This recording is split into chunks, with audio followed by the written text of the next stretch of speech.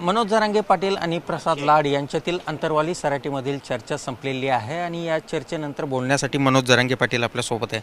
दादा, काय नेमकी चर्चा झालेली आहे, काय मागण्या केल्या आणि त्यांचा कसा प्रतिसाद मिळाला? नाही, आता ते प्रतिसाद तर असं म्हणताच येणार नाही. काय झालं असतं बघा, मला कधी बी पावलं टाकताना विचारपूर्वक टाकायला लागते. यांनी संभ्रम निर्माण केला असता माझ्या मराठा समाज.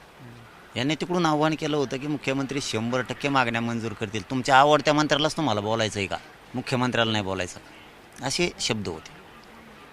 एवढा संभ्रम झाला असता मी जर बोलवलं नसतं तर म्हणले असते, मराठा समाज बी म्हणला असता मायल ते देत होते ना राव 100%. पाटलानेच बोलिलं नाही, काय नुसतं आंदोलनच करतात, मग गेला असता का नाही मेसेज?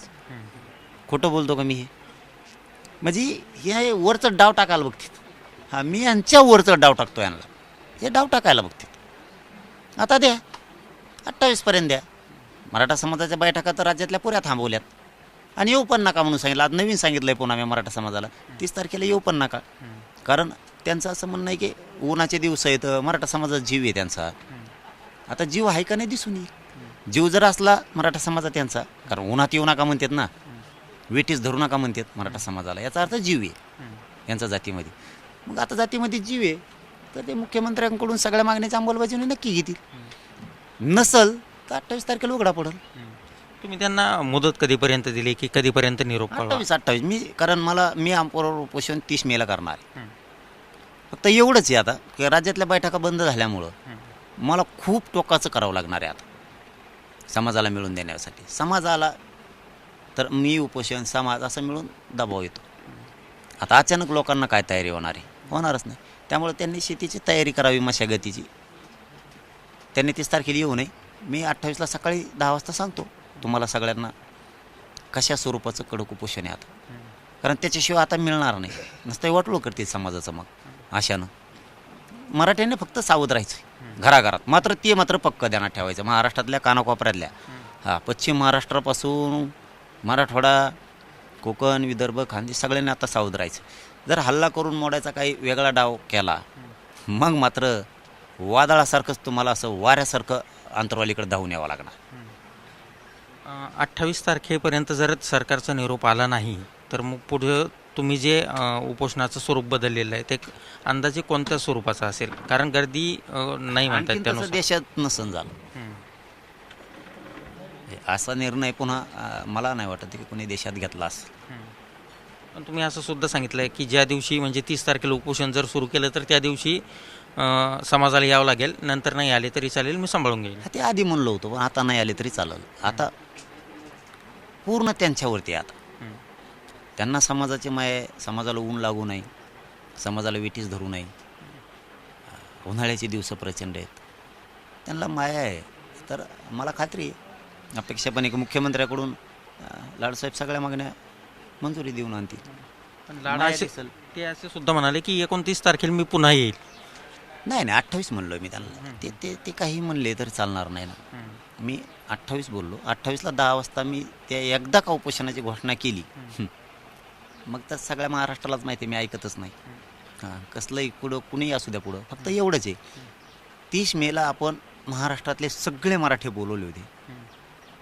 त्यांना खूपच मराठ्यांची माया असल्यामुळं मराठ्यांना ऊन लागू नये, विटीस धरू नये असं त्यांचं म्हणणं आहे. त्यामुळं 30 मेला मराठ्यांनी येऊ नये हे माझं म्हणणं आहे. मी एकटा तुमच्यासाठी लढतो. फक्त एवढंच माझी अपेक्षा आहे मराठा समाजाकडून. मी 30ला उपोषण करणार आहे, पण आता लोकांची तयारी झाली नाही, बैठका झाल्या नाही म्हणल्याच्या नंतर दबाव येणं सरकारवर थोडं ही आहे. मी जरा स्वरूप बदलतो आहे उपोषणाचं.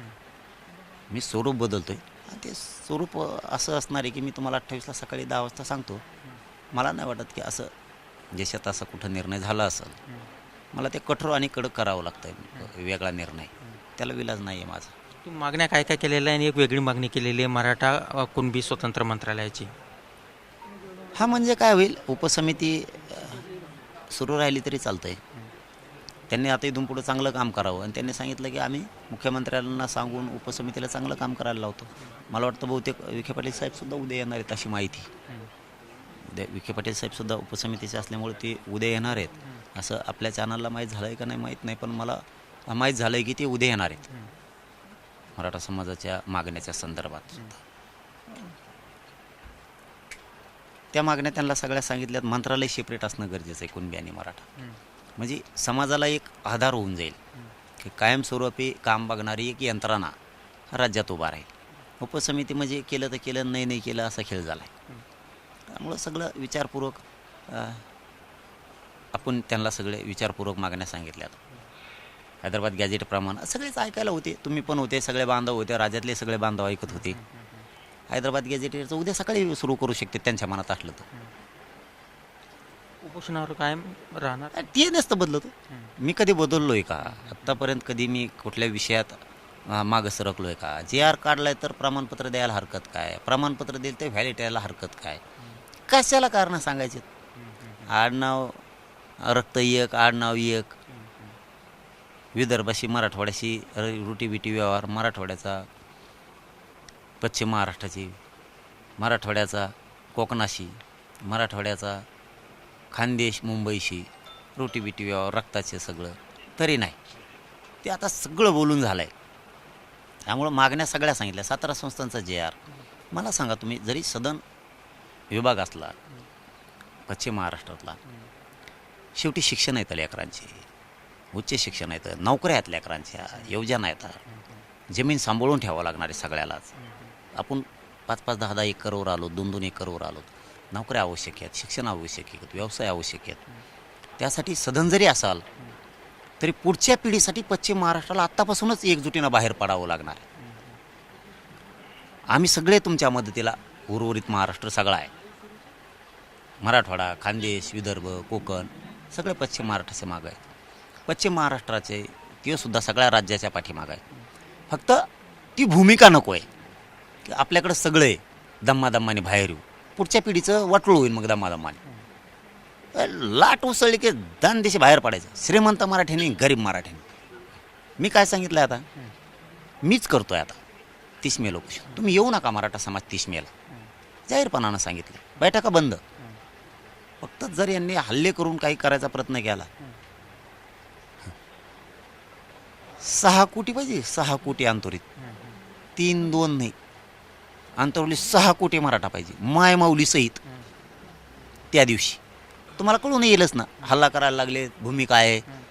तसे पोलिसांचे आदेश आलेत, गृहमंत्र्यांचे, देवेंद्र फडणवीसांचे. ते घरीच नाही थांबायचं. रातचे 12 वाजले असले तरी असं वाऱ्यासारखाच अंतरवालीकडे पळायला पाहिजे. आणि ती खात्री मला आहे, मराठी वाऱ्यासारखी येते. तुम्हाला काय असं वाटतं की हल्ले करण्याची भीती, असं तर काय वाटलं याचं का संशय येते तुम्हाला? इथून पाठीमागं घडलं ना तसं. इथून पाठीमागं देवेंद्र फडणवीसांनी मराठ्यांवरती जेवढा अन्याय करायचा तेवढा केलेला आहे.